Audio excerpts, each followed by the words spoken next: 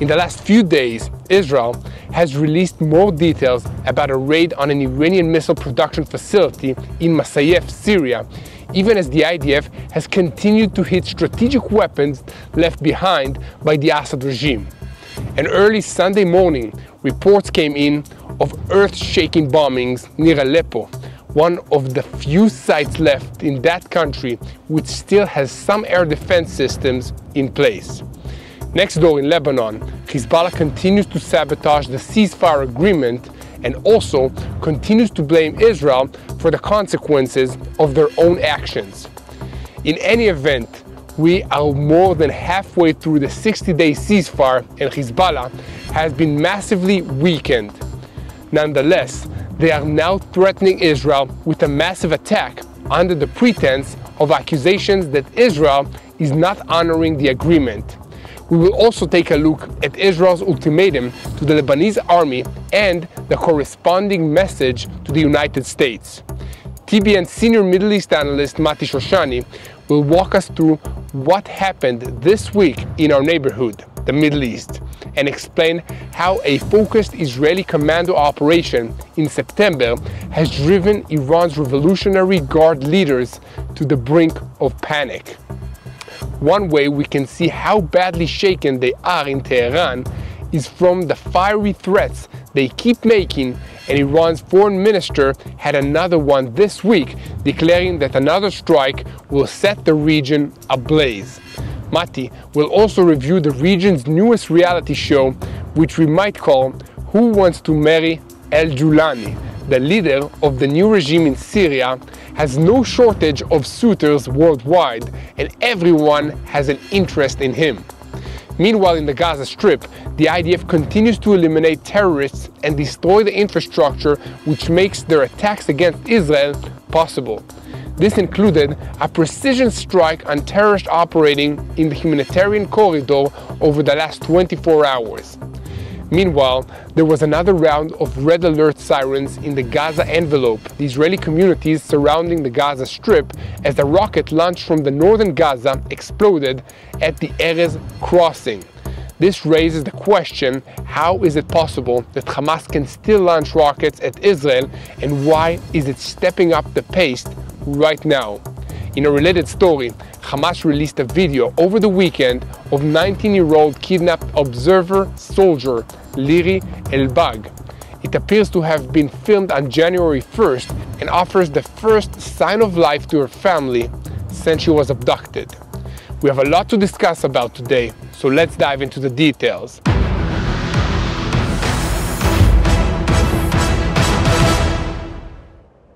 I'm Yair Pinto, and this is your Boots on the Ground report about what's happening in Israel on day 456 of the war with Hamas, Hezbollah, the Houthis in Yemen, and all the Shiite militias in Iraq and Syria, which are all operating under the sponsorship of Iran's Revolutionary Guards Corps, which is the head of the axis of evil in the Middle East.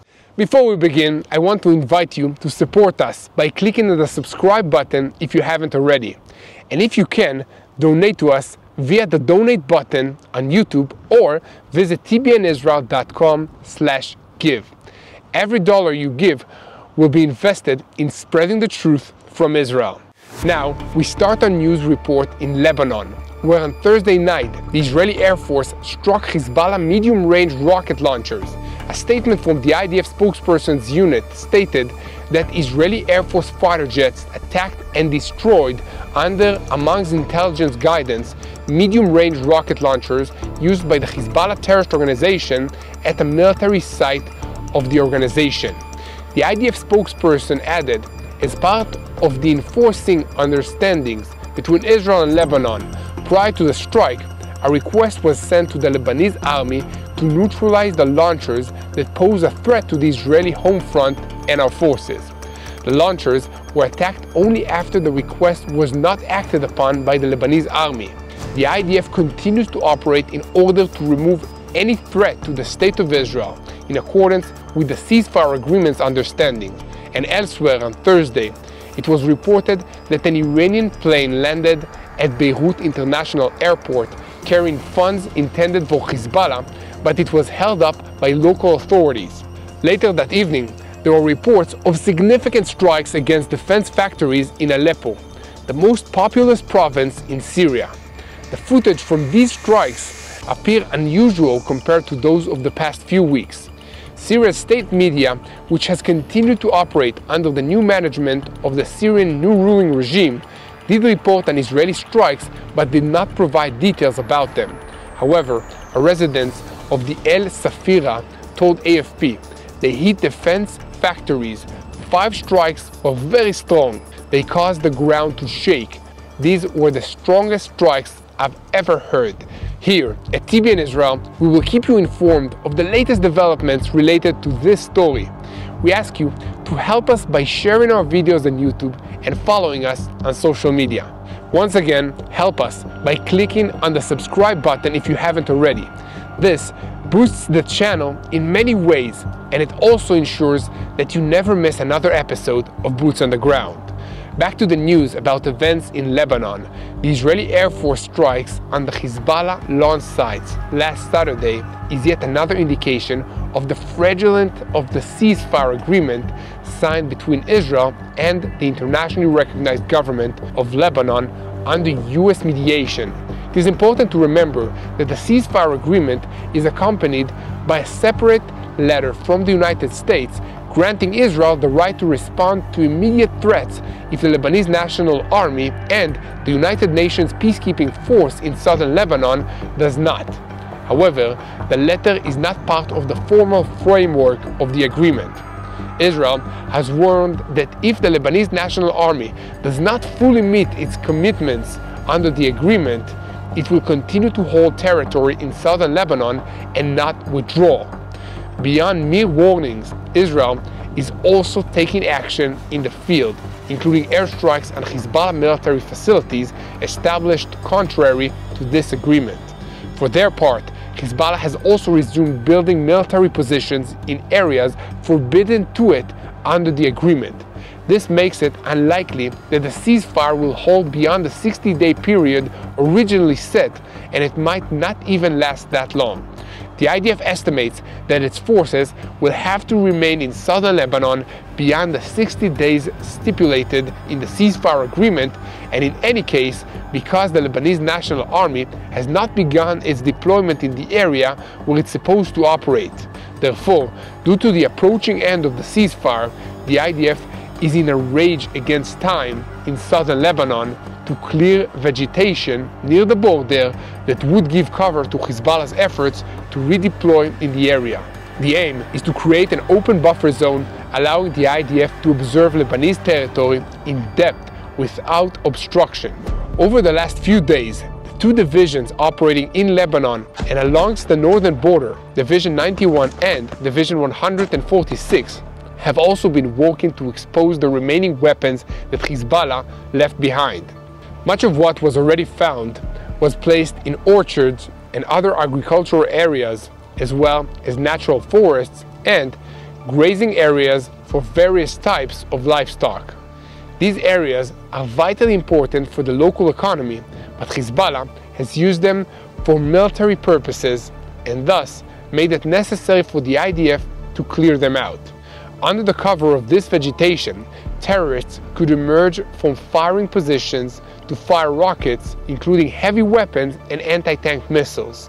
With all this in mind, Hezbollah's acting Secretary General Naim Qassem issued a statement on Saturday evening about the approaching end of the ceasefire period in Lebanon. And during his remarks, he declared that Hezbollah's patience with the Israeli habit of handing the terrorist organization one strategic defeat after another might soon run out. He warned that there is, in his words, no timetable limit to the resistance action. Our patience is tied to the right timing to confront the enemy. He also noted that the agreement pertains only to the areas south of the Litani River. The Lebanese state is responsible, along with the Arabs, to restrain Israel and implement the agreement. This bizarre statement has been accompanied by indications that Hezbollah might try to launch another revenge offensive for what Israel did to them, It is unclear what such an attack might look like, since Hezbollah's offensive capabilities have been disseminated in the last few months, but this is what they are saying, and Israel has no choice but to pay careful attention to these statements. Here at TBN Israel, we will continue monitoring these developments to keep you informed. 1 second before we get on to what's happening this week in our neighborhood with TBN Israel's senior Middle East analyst Mati Shoshani, I'd like to remind you that later in this report we will have news about the IDF's activities in the Gaza Strip and the hostage video of Liri. This past weekend, we published an in-depth interview with a released hostage, Sapir Cohen, who went through hell in Hamas captivity. Mati Shoshani spoke with her at the place where she was kidnapped. This interview is available on our YouTube channel, TBN Israel, and I recommend that you go and watch it. After Israel's extensive attacks on Iranian facilities in Syria, and Israel's strikes in recent months on Iranian manufacturing facilities for missiles, Iran is left in a very vulnerable position. TBN Israel's senior Middle East analyst, Mati Shoshani, will take us through the state of Iran's Revolutionary Guards Corps after this past week. Mati, take it away. Thank you, Yair. It's been a very busy week in our Middle Eastern neighborhood. Israel's revelation about a commando raid on a top-secret Iranian weapons production facility at Masyaf in Syria back in September has exposed the weakness of the IRGC's regional strategy for all to see. In less than 3 hours, a plan that the IRGC had been working on for 7 years was reduced to ashes.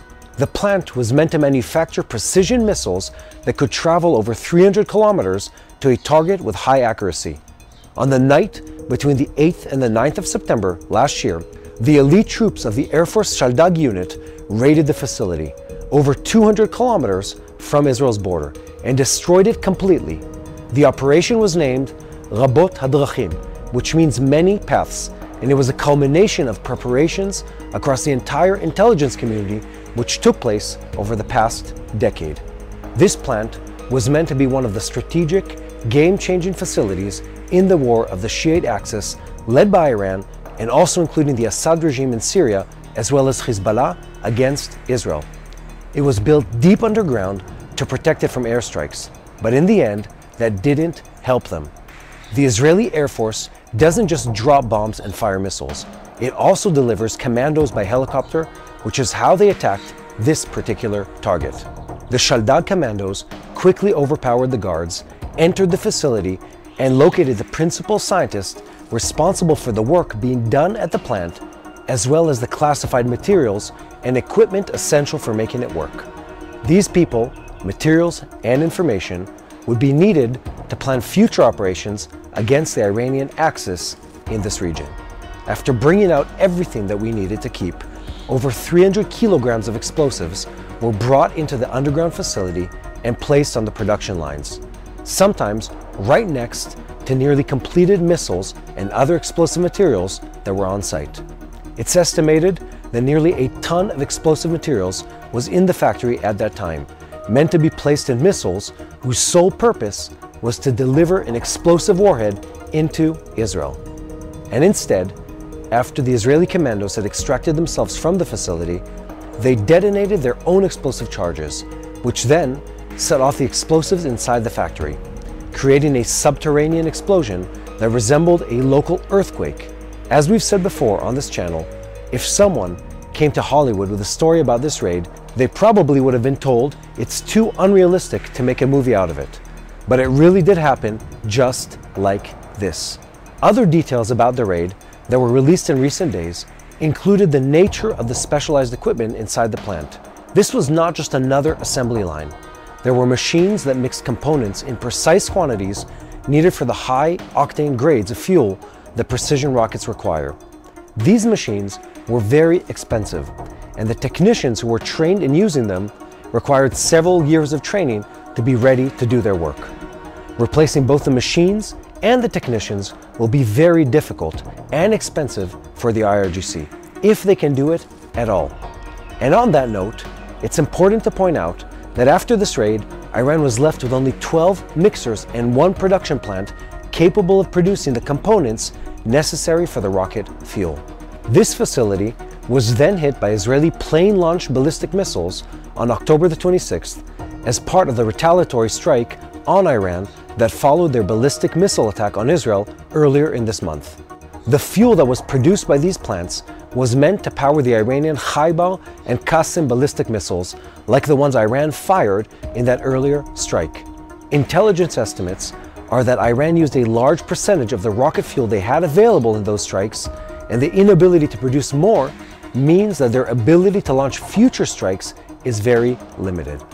Intercepted electronic communications between the IRGC officers and officials inside Iran, as well as throughout the region, indicate that they are very concerned about this development, as it removes a key pillar of their regional strategy to threaten Israel and dominate their Sunni Arab neighbors.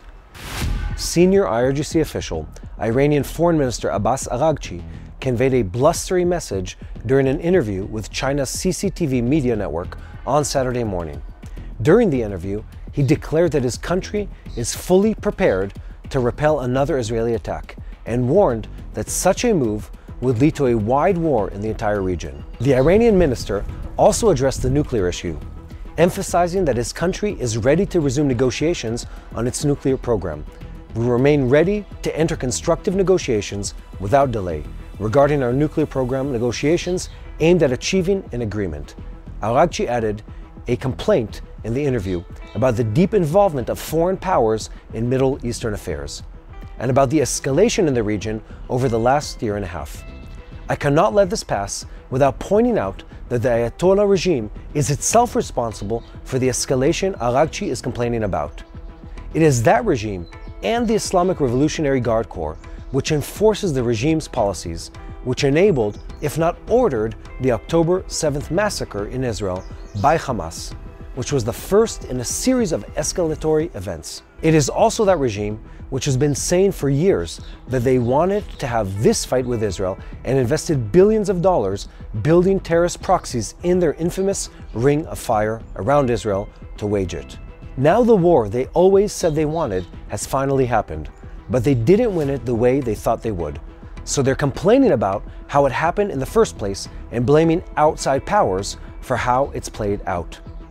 I don't have any sympathy for them, and I hope no one else does either. I hope the Chinese are smart enough to realize that backing Iran is a losing proposition, but only time will tell. In any case, Israel's strike on Iran at the end of October, codename Operation Yemei Tshuva, Days of Repentance, resulted in the destruction of around 20 targets. The IDF stated that the targets included military objectives which posed a threat to Israel, as well as surface-to-air missile array intended to restrict the Air Force's freedom of action. If further strikes are necessary, the air defense array won't be in place to stop them. And meanwhile, the evolving situation in Syria continues to alter the balance of forces in the Middle East. Turkey's parliament announced it has formulated an unprecedented economic plan at the direction of President Erdogan, in which over $14 billion will be invested in developing Kurdish district in northern Syria and southern Turkey. Western sources argue that this is an attempt by Turkey to de facto annex northern Kurdish Syria to the Turkish state by means of a massive infrastructure investment, power plants and water supply facilities that will be built in such a way to unite the Kurdish regions into one unit under Turkey. Additionally, both within Turkey and Syria, many view the plan as an attempt to buy calm from the Kurds, while Erdogan tries to consolidate his control and influence over New Syria. And meanwhile, almost a month after Bashar Assad's hasty escape from Syria, the new regime in Damascus is dealing with many external and internal challenges. It is also preparing for a national dialogue conference, during which it hopes to form a new government and a new constitution, and to unify all Syrian society under it. The opposition to Assad, as we know, was composed of a variety of groups, including Islamic jihadist groups. The leader of Hayat Tahrir al-Sham, HTS, al-Jolani, or as his new name goes, Ahmed al-Shara, knows that he must present a clean image to the West if he wants to obtain legitimacy for his rule and investment to rebuild Syria's economy and infrastructure. Yet his background in Al-Qaeda still overshadows all his promises of a more peaceful future. Russia, which along with Iran was responsible for keeping Assad's regime afloat for years, and is directly responsible for the deaths of hundreds of thousands of Syrian civilians, is also trying to court the new regime and walk a tightrope. The new Syrian leadership needs the money in order to rebuild, and it can't and doesn't want to rely on aid from Russia and Iran. It also can't rely on the other major sources of revenue that Assad had, the trade in captive and other narcotics. Sadly, Syria doesn't produce or export much else these days, leaving the new regime in a very difficult position. Various countries are aware of this. Qatar certainly knows it and moved immediately after Assad's fall to establish its status in Syria by various means, including providing assistance to the state. It makes sure it will be needed in any future process. Al-Shara's rebranding is convenient for it, as the state leading the idea that Islam is not necessarily terrorism. We know Qatar's pattern of activity from the Gaza Strip, a state which presents itself as providing help and mediation, but has hidden interest at the same time. Turkey has economic problems of its own, and it too needs money. That doesn't mean it can't provide financial assistance to Syria.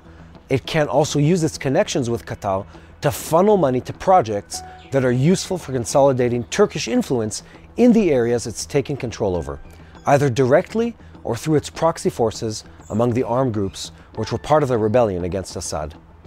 Keeping all of this in view, Israel has of course taken steps to consolidate our own line of defense inside Syria in order to protect the border from approaches by any and all hostile forces and ensure the security of Israel's citizens. Here at TBN Israel, we'll keep updating our viewers on all the developments about what's going on in our neighborhood here in the Middle East. And now, back to you, Yair. Thank you for that analysis, Mati. Before we continue, it's important for me to remind you that we're working hard to bring you the truth. And recently, we launched a new news site, tbnisrael.com, where we provide up-to-date content and detailed coverage of what's happening in Israel. So please visit our website to stay focused on the truth and what's happening in Israel. Moving on to the Gaza Strip, the Kfir forces, together with combat engineers from the Ya'alam unit and under the command of the 162nd Division, this week completed an operation in the neighborhood used by Hamas commanders as a hiding place and a terrorist hub in the northern strip, the so-called Officers' Neighborhood. The neighborhood is composed of structures that dominate the area, overlooking Israeli territory, and serves as a central terrorist hub containing anti-tank firing positions, booby traps, numerous explosive devices, and launch sites aimed at Israeli territory. In the last week, this entire network of bunkers, firing positions, and weapons depots was mapped, cleared, and demolished by the combat engineers. Overnight on Saturday, the IDF carried out a pinpoint strike based on intelligence indicators on armed Hamas terrorists on the Salah ad-Din route in the southern Gaza Strip. Hamas uses these routes to steal humanitarian aid shipments meant for Gaza's civilian population, but however, the strike took place away from aid trucks' movements without impacting the continuous flow of humanitarian assistance into the Gaza Strip. In northern Gaza, there is destruction as far as the eye can see. For months now, IDF forces have been maneuvering in the Jabalia area for the third time since the start of the war, after Hamas terrorists repeatedly returned there and attempt to rebuild their terror infrastructure. However, almost 15 months have passed since the war began, and in recent days, Hamas is letting everyone know that it's not ready to quit yet. Over the past week and a half, particularly, every day it's managing to launch one rocket or a small number of rockets at Israel. All of this raises a question about how Hamas is still able to launch rockets at Israel and why is it increasing the rate of fire right now. The answer, according to estimates in Israel, is that Hamas still has at most a few dozens or a few hundred rockets remaining, and as long as the supply routes into the strip, the smuggling routes run via the Philadelphia corridor and the Rafah crossing are shut down, every rocket that Hamas fires is one less in its arsenal. Hamas is obviously trying to use the rocket fire as another lever of pressure on the Israeli public as part of the ongoing negotiations for a ceasefire deal. However, their main lever of pressure on Israel remains the hostages they continue to hold in the Gaza Strip. Kidnapped on October 7th and held in inhumane conditions for over a year, yesterday a heart-wrenching video was released showing the captive observer soldier Liri Albag, who was abducted on October 7, 2023 from the Nahal Oz outpost and is being held captive by Hamas. This is undoubtedly part of the psychological warfare aimed at the public and the government. On the other hand, this video is also a sign to Liri's family that she's still alive. It is the first such sign that they have received since October 7th.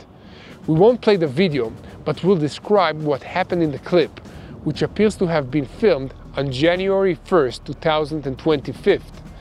19-year-old Albag is seen sitting in what seems to be a uniform, addressing the camera while sobbing uncontrollably. According to the defense establishment, the release of the video is a continuation of the pressure that Hamas is trying to exert on the political leadership in order to advance the outline of a hostage deal, and they added that the videos are published every Saturday to intensify public pressure. They also noted that they're examining the video and trying to learn about Albag's medical condition. Albag's family said, "This is not the Liri we know. This is a shadow of Liri. Although it's a sign of life from her, it's not the video we prayed for, and it's certainly no insurance policy." Liri, who is always so strong, appears broken and crushed, saying words that she was forced to say and conveying many messages besides that message of pessimism and survival. Here at TBN Israel, we affirm that it's important that we pray for Liri and all the other hostages. I want you to know about Liri so that you can focus your prayers on her health and rapid return to Israel. She is an expert traveler and used to document her journeys worldwide. Her dream destination was Japan, and she planned to study interior design in Paris after her IDF service. Her family published a photo of the room in which she was held together with other hostages. The IDF reached that room, which contained toys, a pink wardrobe, and children's clothing. After discovering bloodstains contained the hostages' DNA. Keep praying for Israel. Pray for the soldiers of the IDF who defend this land. And above all, unite in prayer for the peace of Jerusalem, and together we will win this war.